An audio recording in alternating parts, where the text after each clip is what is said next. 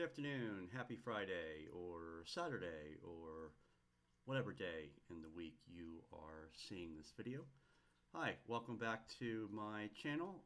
This is Glenn. I'm Glenn at Glenn's Bookshelf, and wanted to do a somewhat different kind of video today. I've done a few videos early in my booktube journey that have responded to various tags or have been focused on books I've read related to different themes of the different months, and I've enjoyed those, and I will continue to do those. But wanted to do a video today about some types of books that I enjoy reading, and it's kind of a genre of books that I don't think really has a succinct or catchy name to label it or describe it, but I would characterize them as I have put down in the description here as psychological memoirs and other stories really of mental health journeys, mental illness experiences, diagnosis and treatment, and really just stories of what makes people tick from the vantage point of the person themselves, or from other doctors, or the therapist, the doctor treating them, or from some other outside observer who has done a study of their situation. And so I want to talk about some of those. These books are all, pretty similar but different. And so let's just jump into it. The first book I'm going to talk about is one that you might have seen in your bookstore or heard about somewhere. And this is Maybe You Should Talk to Someone.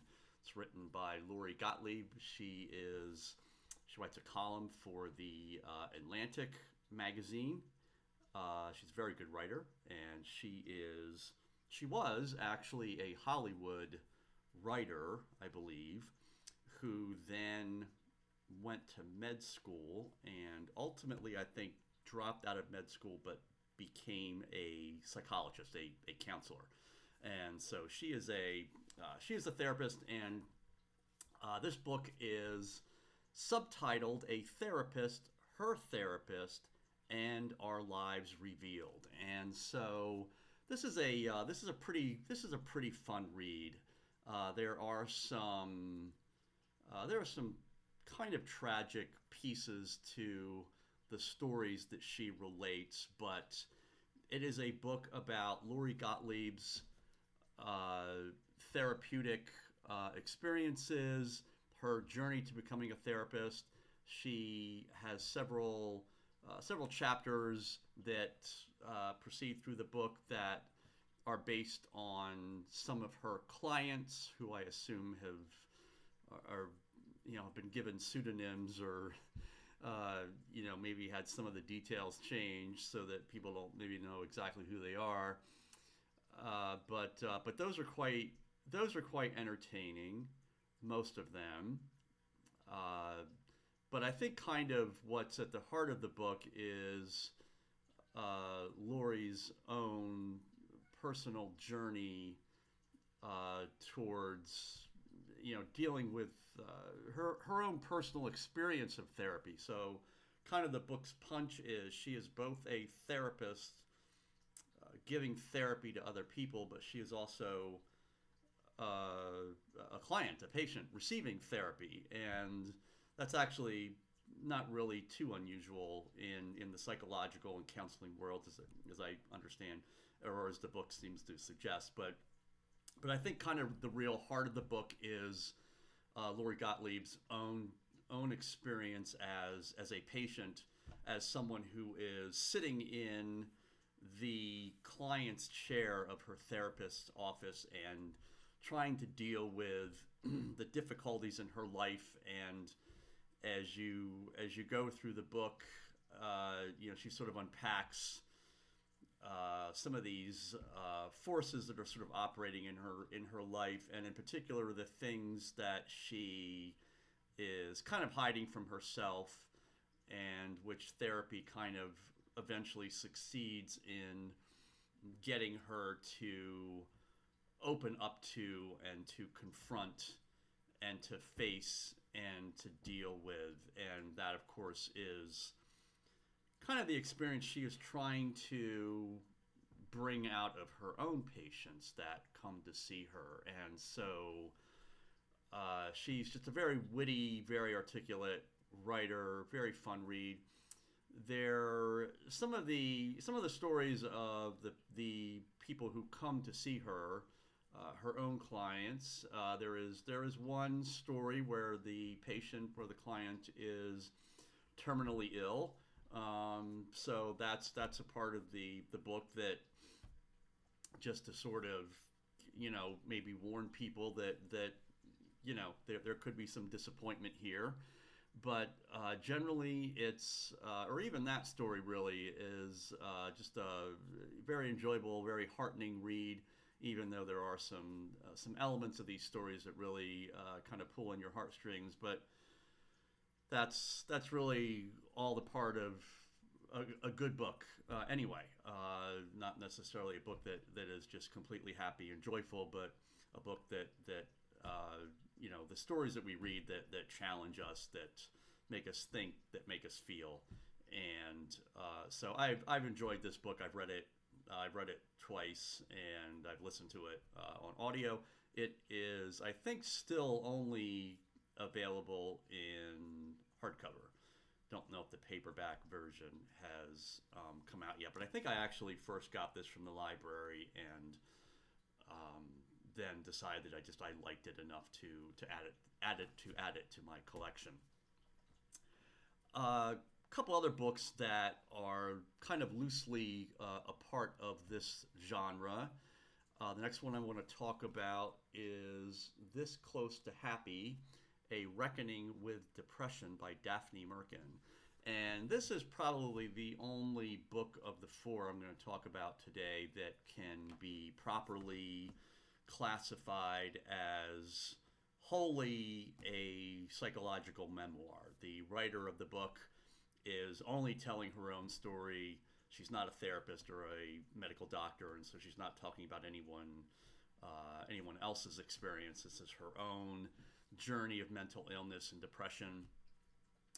Daphne is a writer for various publications, the New York Times, Book Forum, Departures, Travel and Leisure, W, Vogue, and Tablet. She's also been a former writer for the New Yorker and the New York Times, and a regular contributor to Elle. And so this is probably certainly the darkest story of the four books I'm going to talk about. Daphne writes about some of her struggles with suicidal thoughts and sort of suicidal ideation. So this book would definitely come with some trigger warnings if that subject is something that would be that would be hard for some people to read. Daphne sort of tells her own life story. She grew up in a home that was a very pretty large family, but even though her parents were professionally successful, and the family had some wealth. This was not a poor family in the usual sense of the word, but she did grow up in a home where there was just not, there was, just psychologically there was some deprivation. And, very early in her childhood, she just had some real emotional struggles. And so she talks about that, and kind of shifts back and forth between the past and the present. She had a very difficult relationship with her mother in particular, and with the female caretaker that was responsible for kind of a lot of their upbringing, as her parents were mostly kind of detached. But I enjoyed this read. It might sound a little weird to say you enjoyed a book dealing with someone's mental illness and struggles. But I just really love hearing stories of people talking about themselves, what makes them tick, and just their navigation through the mental health world and their own kind of seeing how other people deal and struggle with their emotions, and reading accounts of those that are very thoughtful, and very come from a place of education, but also there's some powerful emotional articulation here. I think I just enjoy reading books about and by people where they have a lot of self-awareness. They may have mental illnesses or struggles of various kinds, but they kind of are aware of their struggles and understand that their ways of seeing the world may not be perfectly clear or reasonable or non-biased or whatever. So that's another book. The next two books I want to talk about are partially could be considered psychological memoirs, in the sense that the authors of the book do share a little bit of their stories as part of the the context of the book as a whole. But by and large, these two books focus on the stories of other people. This is Falling into the Fire, a psychiatrist's encounters with the mind in crisis. It's written by Christine Montross, who is herself a psychiatrist and who has spent time treating patients in the psych wards of hospitals. And so she talks about her, to the extent that there's a memoir piece to it, she writes in the first person, and her descriptions of her encounters with her patients are, kind of seen through the frame of her own mental health and mental,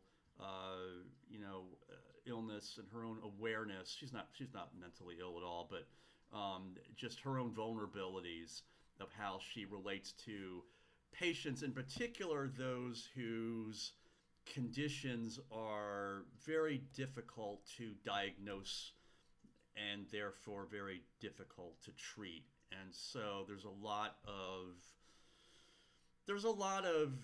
a vulnerability here where, as knowledgeable and professional as she is, she admits, there are real limits to what she, as a doctor, as a psychiatrist, other medical professionals, there's a real limit to, what they can ultimately do for many of these patients. And so some of the stories are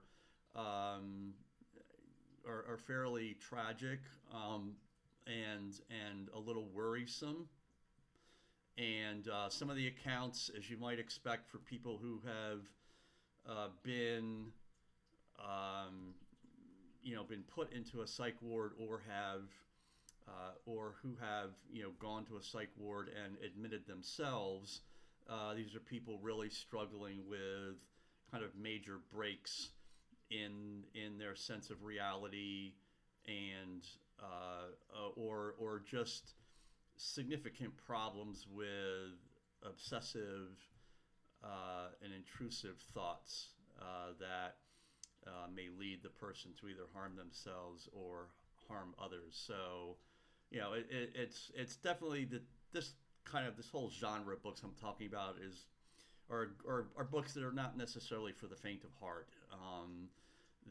And there may be, I think there can be a difference between reading fictional accounts of murder mysteries, people being killed, and so forth, that are contextualized or being part of the story, that don't strike the same immediacy and bring out the same feelings as studying books that are about real people and their struggles and the risks that they encounter and the fears that they have, which is I think very very penetrating. And but I again, insofar as anyone can enjoy reading books about mental health and mental illness and individual struggles with those things. Really enjoyed Falling into the Fire by Christine Montross. And finally, I want to talk a little bit about Strangers to Ourselves, Unsettled Minds and the Stories That Make Us by Rachel Aviv. And this, again, is another book that where the writer, who is not a doctor, she's a journalist, and has written for several publications, investigates different cases of mental illness, and explores, again, some of the difficulties both in the ability of the medical profession to successfully diagnose a person, and ultimately to how do we bring this person to healing. And these stories sort of focus on, in particular, there's an emphasis on how individuals encounter the mental health system, how the psychological world, the medical professionals, how they diagnose a person, and in particular, what labels they put on a person, bipolar or schizophrenic or depression or what have you, how those labels and those descriptions then influence the person undergoing the mental health problems, and whether those descriptions and labels kind of box people in and cause the patient, the client, to think about themselves in ways that ultimately maybe become resistant to healing. I'm probably not giving the best description of what this book is getting at, but ultimately these are stories of people in various stages of mental health crisis and how they have journeyed through the medical health system, be it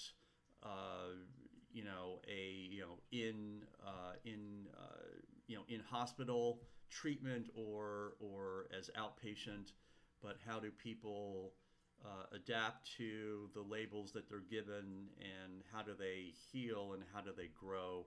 It's, again, another very well-written book, very fascinating. And so I just wanted to talk about today just a category of books that are in my collection, and they represent a class of books that I generally enjoy reading.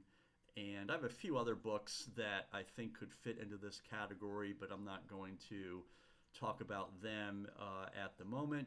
But I anticipate that I will probably return to this topic and have some other books that reflect very similar themes, and just talk about my interest in reading these books and how they inform my own thought process, and how I think about the wider world of psychology and mental health, and in particular those who are suffering, and how I understand my own world, and how I think about people and my own emotions, and how well I really ultimately understand myself, and how I understand myself in relation to others, and that, of course, is a big dimension of each of these stories that are given some examination in these books. So